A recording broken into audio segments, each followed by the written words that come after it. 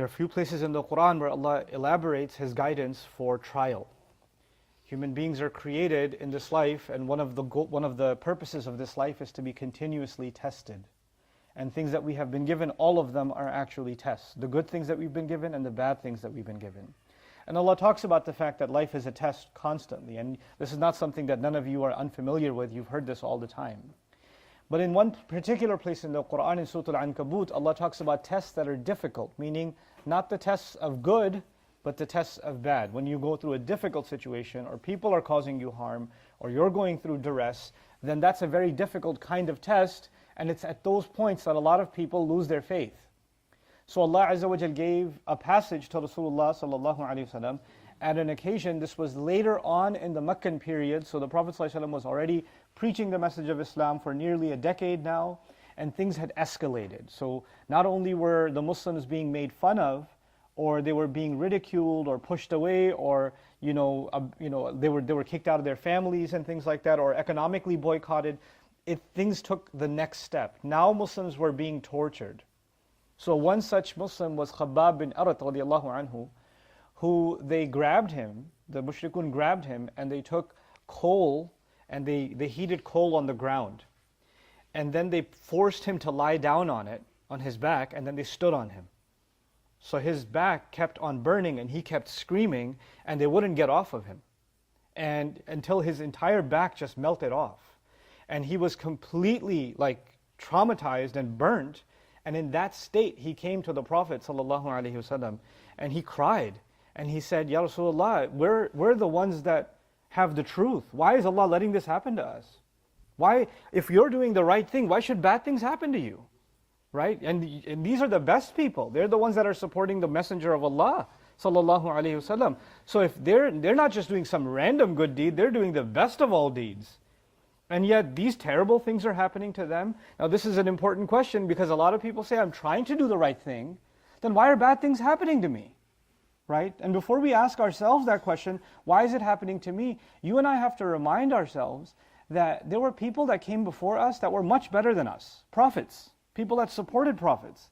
And those prophets themselves and the people who supported them went through much more difficult things than we'll ever go through. That's a reality. Allah put them through it. Our Prophet ﷺ was publicly humiliated constantly for over a decade. Then there was attempts made at his life. His own family used to abuse him every single day. And that's the Messenger of Allah ﷺ. And then he had to escape from his own home that he loves to death. He has to escape from it because they're trying to kill him.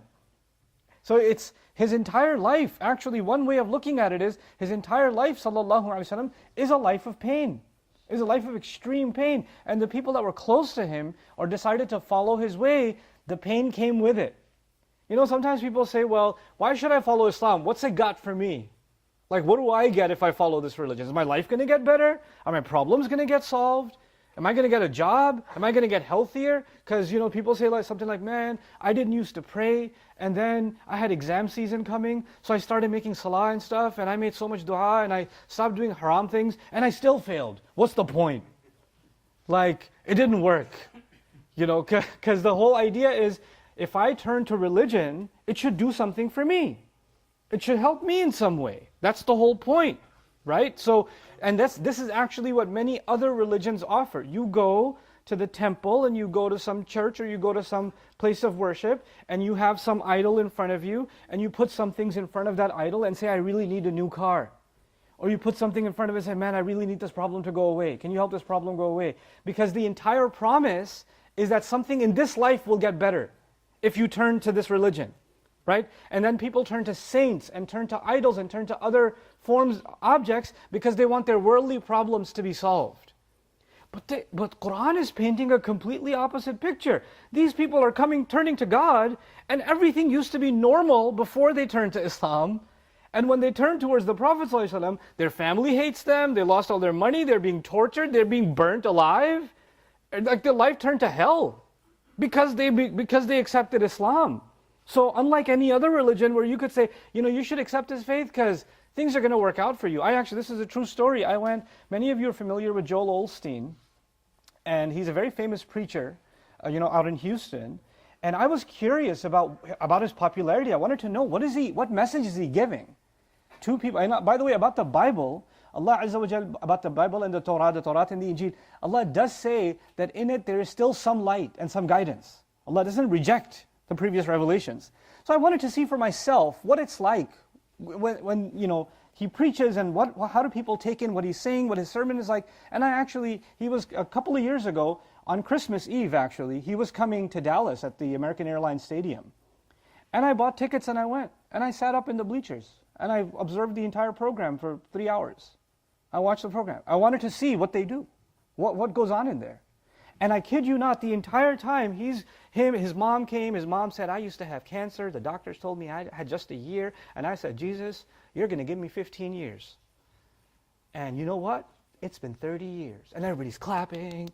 And then he comes on and he says, this problem got solved up. And then at the end of it all, the promise was, this year, God's going to help you with that divorce. He's going to help you with that lawsuit. You're going to get a new job. You're going to get that car. You're going to get that promotion. This is the year of the do. This is the year where things are going to work out for you, because, you turn to Jesus, things will work out for you. They gave guarantees over the next 12 months, everybody's economic situation and health situation and cancer diagnosis is going to turn around. They gave these guarantees of this world for 3 hours. And people were like, yes, it's all going to work out, because the promise isn't of anything but a better life here.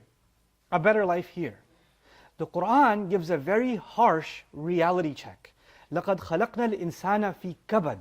We created the human being drowned in exhausting, painful labor.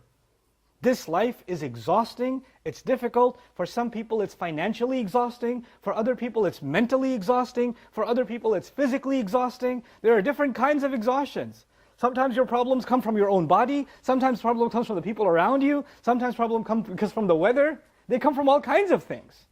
But this life isn't a luxury, and it's not suffering either. There are things Allah gave us in this life that can make this a good life. But the Quran's definition of a good life is very different from anybody else's definition of a good life.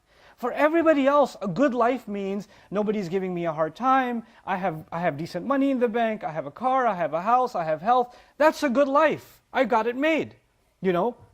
Pretty close to the American dream.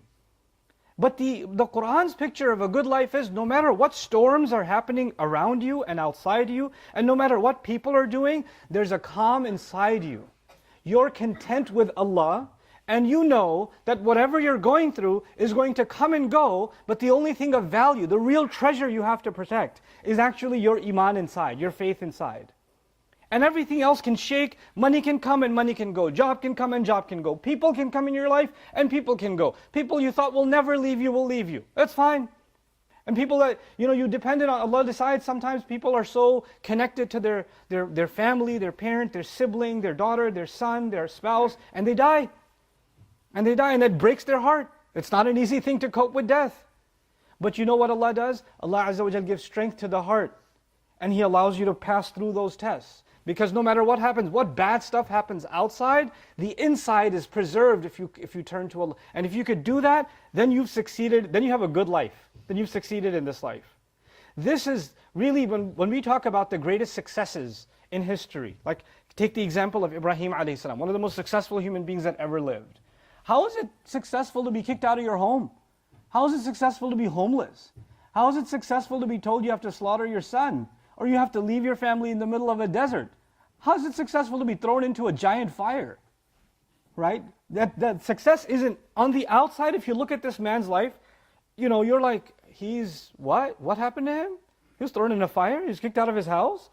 He was almost killed by a mob? That doesn't look like a good story. When you drive by somebody's home, they've got a beautiful mansion, you're like, wow, these people are so successful.